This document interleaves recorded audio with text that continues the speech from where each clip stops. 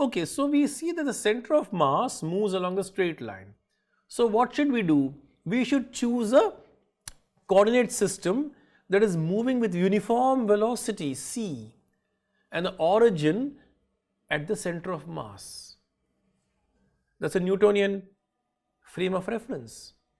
So if you do this, the equations will decouple. The 12 equations will break up into two sets of 6 equations each, and the variables are simply related by similarity variables. If you solve one system of differential equations, take the solution, multiply them by a constant, you get the other one.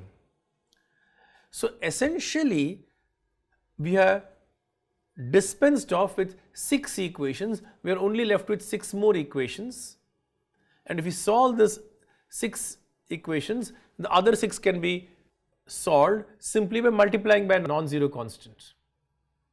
So the problem reduces to solving 6 equations. This reduction is called reducing the two-body problem to an equivalent one-body problem. That's the meaning of this, what I have just said. So now, how do we solve these 6 equations? We need 5 first integrals. Now remember that there is no external torque, so angular momentum is conserved, and angular momentum being a vector gives you 3 more first integrals. Total energy is conserved, so that gives you 1 more first integral. Now we are short of 1. We get a total of 10 first integrals. We have a system of 12 equations. We needed 11 first integrals. The divergence of the system is 0. And so a classical theorem of Jacobi in classical mechanics says that one can find 1 more first integral. If we have n minus 2 first integrals and 0 divergence, then we can automatically find 1 more first integral, and we get a full system of first integrals, and the problem can be reduced to a quadrature and an inversion. In other words, the curve that we are looking for, the solution curve, is nailed down, except that the parameterization is unknown. So we are back to the same problem of performing an integration and performing an inversion. What is this equation 8.10 that's going to get inverted in the context of the two-body problem? That is the Kepler equation that we are going to now derive. In order to derive the Kepler equation, what we are going to do is we are going to use the Kepler's laws of planetary motion, because the Kepler's laws of planetary motion is basically a consequence of the first integrals. The second law is basically a statement that the angular momentum is conserved. So let us begin by deriving the Kepler equation. For that, let us introduce a few terms. The perihelion. Recall that the perihelion is that point on the orbit of the planet which is closest to the sun, and the point which is farthest from the sun is called the aphelion. So we got the perihelion and the aphelion. Let us call capital pi the perihelion and capital pi prime the aphelion. The sun is at the focus. Let us assume that we are starting the time when the planet crosses the perihelion. The point at which the planet is closest to the sun, at that point of time we start our stopwatch. We begin measuring time from that instant when the planet crosses the perihelion. So when time t equal to 0, the planet is at pi. Now the sun is at the focus f, and now we measure the angles from the vector f pi. We got the vector f pi from the focus to the perihelion. From that initial vector we measure angles. So let xt be the position of the planet at some instant t, and so from the focus we draw fx and we have f pi. The angle between f pi and fx, that angle is theta t, and this theta t is called the true anomaly. This terminology is fixed in astronomy. It's an astronomical term. It's called the true anomaly. So what is the Kepler problem? determine theta t explicitly as a function of time. That is the main problem. So for that we need to get an equation for theta t. Now we have a picture here of an ellipse and its auxiliary circle. Recall the notion of auxiliary circle of an ellipse from your 12th standard coordinate geometry. Suppose x squared by a squared plus y squared by b squared equal to 1 is the ellipse. And the auxiliary circle is x squared by a squared plus y squared by a squared equal to 1, or x squared plus y squared equal to a squared. The circle and the ellipse. The ellipse is completely sitting inside the circle, and the circle and the ellipse touch each other exactly at the ends of the major axis, at pi and at minus pi. Now draw a vertical line cutting the ellipse and the auxiliary circle at P and P prime. The points P and P prime are called corresponding points. So P is a point on the ellipse. Just draw the point lying on the auxiliary circle vertically above if you are in the upper half plane, and vertically below if you are in the lower half plane. They are corresponding points on the ellipse and the circle. So P and P prime are corresponding points of the ellipse and the auxiliary circle. We have area sector pi fp, and that's a sector of the ellipse. P is on the ellipse, f is the focus, and pi is the perihelion. So this is a sector of the ellipse. What about area pi fp prime? F is the focus, pi is the perihelion, and P prime is where? On the auxiliary circle. So it's a sector of the auxiliary circle. So now it's equation 8.11. Area pi fp upon area pi fp prime is the same as the area of the ellipse upon the area of the circle. Now what is the area of the ellipse? Pi ab. What is the area of the circle? Pi a squared. So this ratio is b by a. Exercise: prove equation 8.11 using integral calculus. Use calculus to calculate area of pi fp and the area of pi fp prime. Take the ratio and check that you exactly get b by a, which is also the area of the ellipse upon the area of the circle. Now let us use Kepler's second law of motion. Kepler's second law of planetary motion says that the radius vector sweeps out equal areas in equal intervals of time.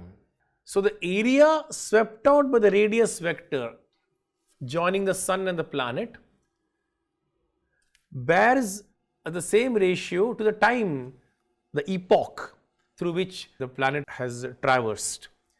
So for example, when time t equal to 0, the planet was at the perihelion, and at time t, the planet has some intermediate position, and it sweeps out area pi fp in time little t.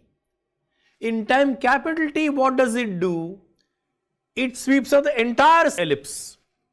It has made one complete revolution where t is a period. So what is the area that it sweeps out? The area of the ellipse. So Kepler's second law says that area pi fp upon area of the ellipse is little t by capital T. But equation 8.11 says that this ratio is the same as area pi fp prime upon area of the circle. So we got equation 8.12. So we have used already the Kepler's second law. Now we shall look at the right hand side of 8.12. 8.12, the right hand side concerns a circle x squared plus y squared equal to a squared, and we understand the geometry of the circle very well. So let us calculate those areas. Let us call C the center of the ellipse and the center of the circle.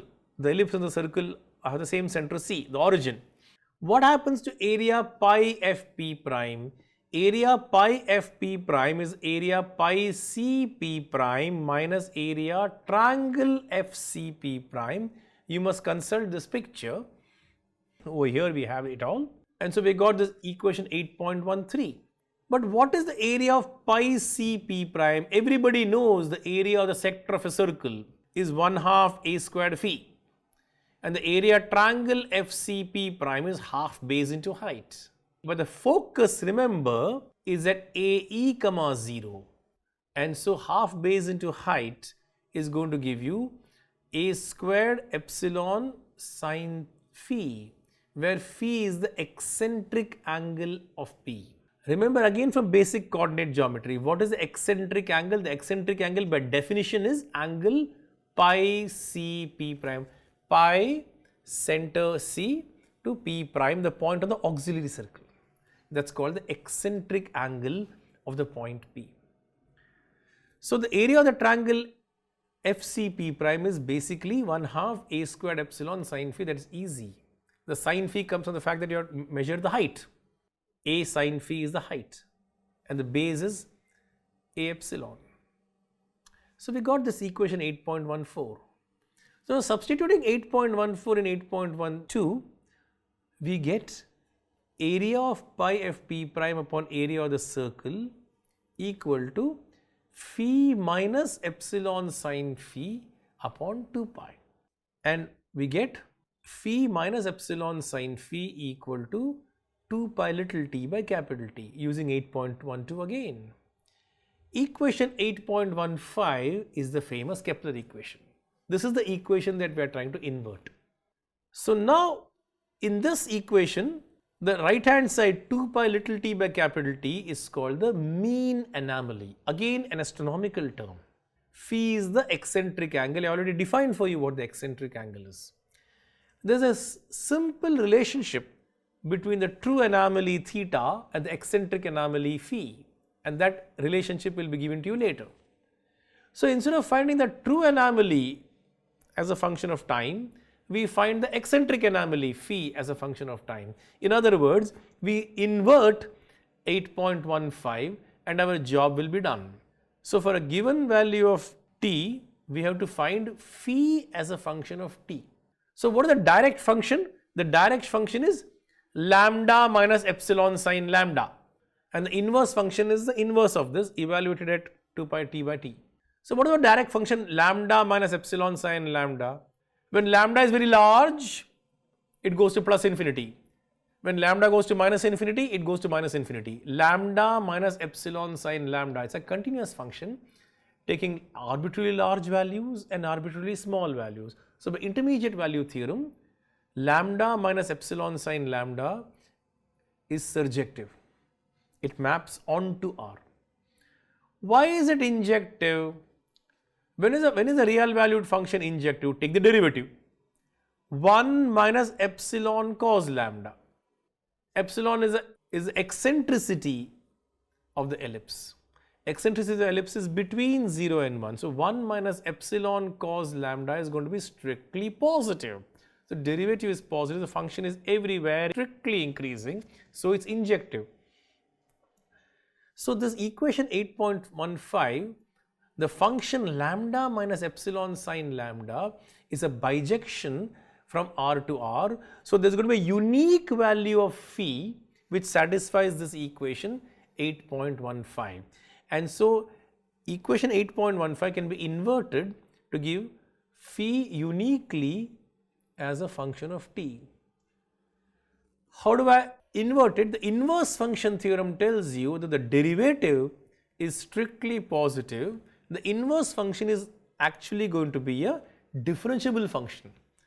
If the direct function is infinitely differentiable, then the inverse function is also going to be infinitely differentiable as long as it's strictly increasing and bijective.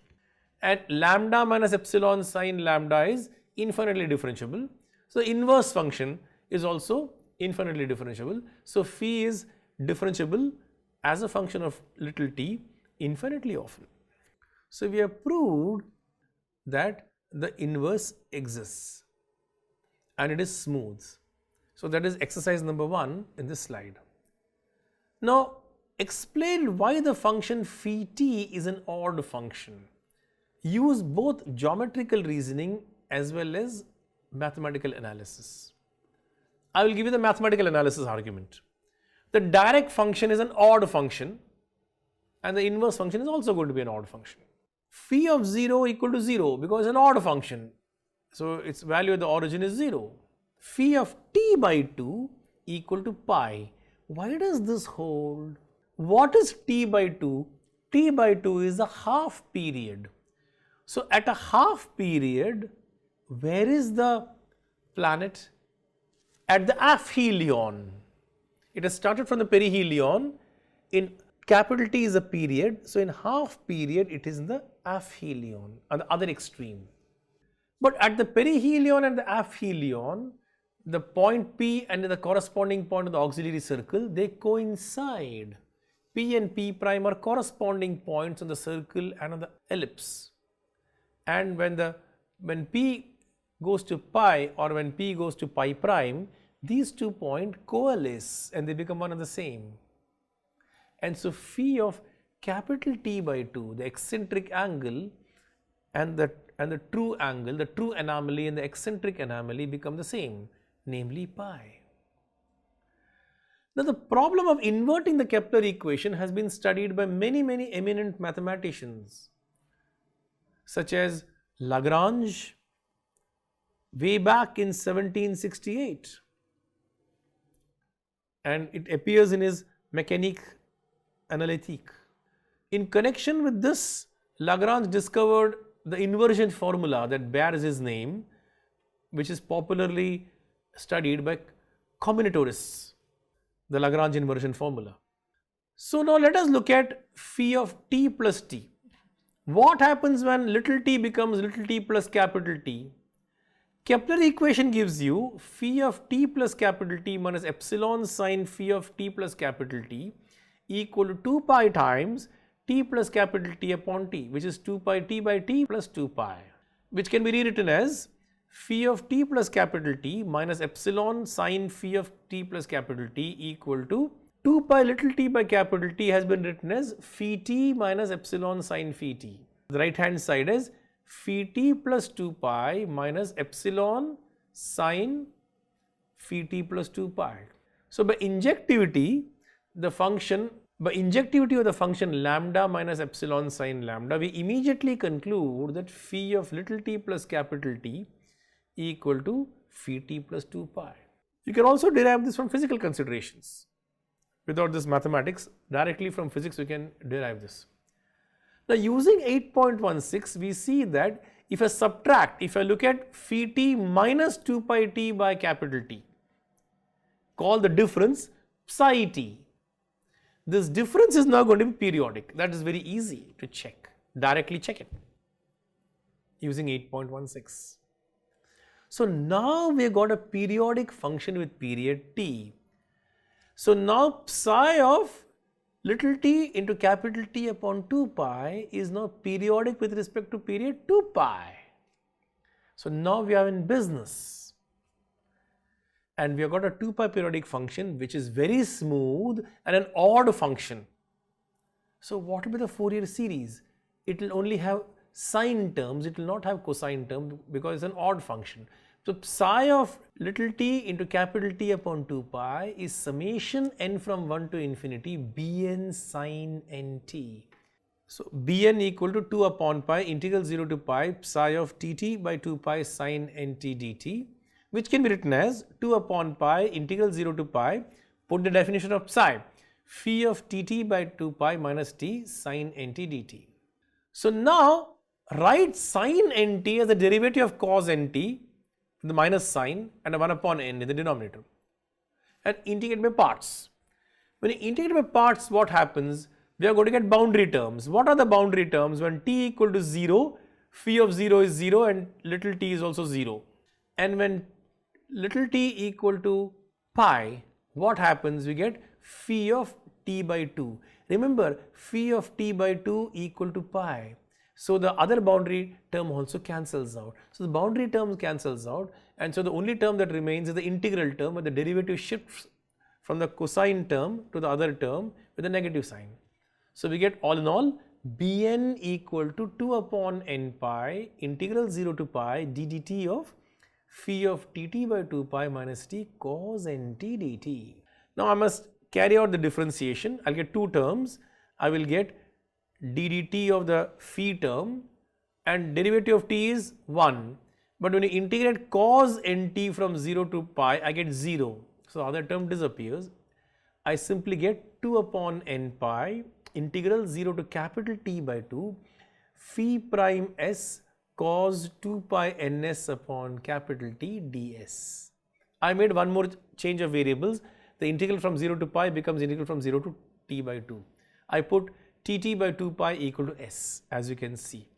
So now again let us go back and put the expression for 2 pi little s upon t. 2 pi little s upon t is again using the Kepler equation, phi of s minus epsilon sine phi of s, and we get bn equal to 2 upon n pi integral 0 to t by 2 phi prime of s into cosine of n phi s minus n epsilon sine phi s ds.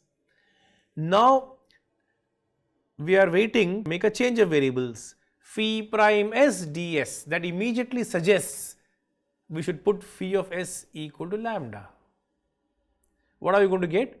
Bn equal to 2 upon n pi integral 0 to pi cos n lambda minus n epsilon sine lambda d lambda. But what is this integral representation? Remember, in the very first module, we derived the integral representation for the Bessel's function. We recognize this integral as the Bessel's function order n. It is exactly Jn of n epsilon. So we have found the Fourier coefficient in terms of the Bessel's function, and we have written down psi of tt by 2 pi, which is phi of tt upon 2 pi minus t, is summation n from 1 to infinity to Jn n epsilon upon n sine nt. The eccentric angle phi t, or the eccentric anomaly, has been expressed as a series 8.7, which is phi of t equal to 2 pi t upon t summation n from 1 to infinity to Jn n epsilon upon n sine 2 pi nt upon capital T, equation 8.7, and that's called the Kepler series. So finally, the problem of expressing the eccentric anomaly as a function of t has been achieved. That is exactly equation 8.7. As I promised, there is a relationship between the true anomaly and the eccentric anomaly, and that relationship is right here on the slide. Tan theta by 2 equal to square root of 1 plus epsilon upon 1 minus epsilon tan phi by 2. Prove this by using elementary trigonometry. So for a short but quick historical survey of these things, see the book by C.A. Ronan, Science, Its History and Development Among World Culture. And there is a very interesting book by J.M. Danby, Celestial Mechanics and Dynamical Astronomy. This is a very important book on celestial mechanics, and for more information on the Kepler problem and the mathematical principles underlying celestial mechanics, you must consult Danby's book. And a very great 2-volume treatise is the book by Boccaletti and Pocacco. This book is advanced, but it is very comprehensive and a modern introduction to celestial mechanics. It's Theory of Orbits, Volume 1 and Volume 2. Now, what you could do is that you got a Kepler series involving Jn of n epsilon. You could try to expand the Bessel's function as a power series in epsilon and rearrange the whole thing and obtain a power series in the eccentricity.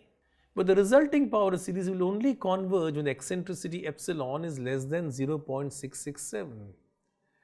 But the problem is that the orbits of most comets exceed this number.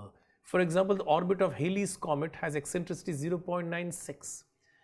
It seems that an investigation into why this series fails to converge beyond this threshold led Cauchy to develop the theory of functions of a complex variable. There is an imaginary singularity that prevents the power series from converging beyond the threshold value. So power series cannot be used. Kepler series or Fourier series is what needs to be used in this context.